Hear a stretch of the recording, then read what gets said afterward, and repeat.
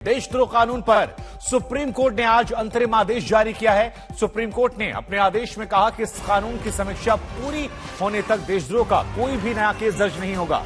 Court की माने तो जो लोग इस केस की वजह से जेल में बंद हैं, वो जमानत के लिए कोर्ट आ सकते हैं। कोर्ट ने पहले से दर्ज मामलों की सुनवाई पर रोक लगा दी है। वहीं कोर्ट ने कहा केंद्र इस मामले में राज्यों को निर्देश जारी करेगा। सुप्रीम कोर्ट की तरफ से इस कानून के गलत इस्तेमाल की बात कही गई और देश के नागरिकों के अधिकारों की रक्षा की जरूरत है, इस चीज का जिक्र भी किया गया। चीफ जस्टिस ने कहा उपनिवेश काल में बनाए और लागू किए गए राजद्रोह कानून पर सरकार पुनर्विचार को राजी है। तो ये बड़ी बातें निकलकर सामने आई हैं। आसान शब्दों में समझें तो देशद्रोह कानून में जो लोग फंसे हुए हैं उनके लिए ये राहत वाली खबर है, एक बड़ी खबर है, क्योंकि देशद्रोह के पुराने मामलों पर सुनवाई रोकी जाएगी। जो करंट मामले हैं उन्हें कहा जा रहा है उन पर स्टे लगेगा और जो लोग जेल में बंद हैं उन्हें जमानत के लिए अप्लाई करने की बात कोर्ट ने कही है। नलिनी शर्मा हमारी संवाददाता इस खबर पर हमारे साथ जुड़ रही है। नलिनी, आसान शब्दों में कहें तो क्या देशद्रोह धारा में फंसे लोगों के लिए ये एक राहत वाली खबर है? हर तरफ से जो जेल में बंद हैं, जिन पर मुकदमे दर्ज हैं, हर तरह से। देखिए शुभांकर, राहत तो है ही सारे उन लोगों के लिए जो अभी जेल में हैं या बाहर बेल पर भी हैं, जिन पे सेडिशन के केस लगाए हुए थे।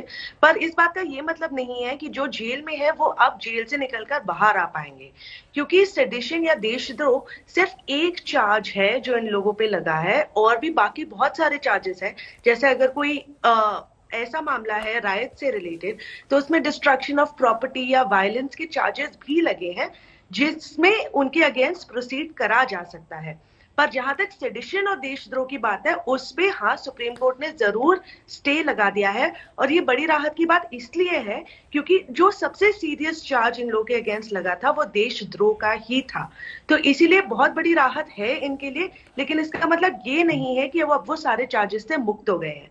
कल जब केंद्र सरकार ने सुप्रीम कोर्ट के सामने आके बोला था कि वो तैयार है फिर से एक बार रिकंसिडर करने के लिए सेक्शन 124A जो देशद्रोह के ऑफेंसेस से डील करता है, तो सुप्रीम कोर्ट ने एक बहुत अहम सवाल रखा था सरकार के सामने कि जितने टाइम में वो पूरा ये रिकंसिडर कर रहे हैं, उस टाइम के लिए इन केसेस का क्या होगा। जो मामले पूरे देश में अलग अलग स्टेट्स में पेंडिंग है, इन मामलों का उस टाइम के लिए क्या होगा, जिसमें आज केंद्र सरकार ने सुप्रीम कोर्ट को बताया कि इन मामलों पे स्टे अभी पूरी तरीके से नहीं लगाया जा सकता, क्योंकि ऐसा भी हो सकता है कि ये टेररिज्म या मनी लॉन्ड्रिंग से रिलेटेड हो।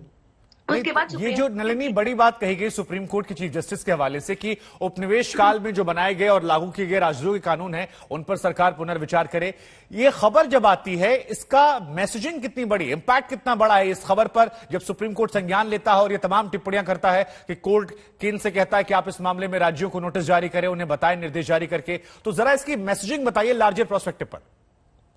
जी देखिए, काफी बड़ा मैसेज आया सुप्रीम कोर्ट की तरफ से, लेकिन ये पहली बार नहीं आया है।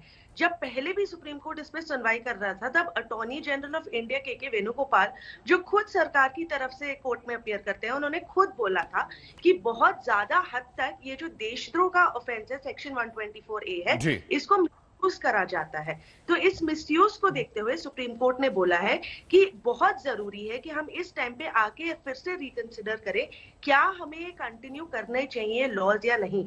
इनफैक्ट मोदी सरकार ने भी काफी बार, प्राइम मिनिस्टर ने खुद आके बोला है कि ये भी जो कॉलोनियल एरा के सारे कानून है, जो लॉज है, इनको इंडिया में आगे लेके नहीं जाना चाहिए, और काफी ऐसे लॉज रद्द भी हुए हैं। पर क्या ये देशद्रोह का और सेडिशन का लॉ एक ऐसा होने वाला है जो फिर से रद्द होगा? इस बात पे अब केंद्र सरकार विचार करेगी और वो वापस सुप्रीम कोर्ट आके बताएंगे कि उन्होंने क्या डिस्कस किया। लेकिन इस टाइम के दौरान जब तक ये पूरा विचार हो रहा है केंद्र सरकार की तरफ से, तब तक सुप्रीम कोर्ट ने एक बहुत ही अहम कदम लेते हुए इन सारी देशद्रोह के मामलों पर एक स्टे लगा दिया है। अभी उन्होंने बोला है कि इसमें आगे कार्रवाई देशद्रोह, जहां तक देशद्रोह का ऑफेंस है, उसमें आगे नहीं होगी।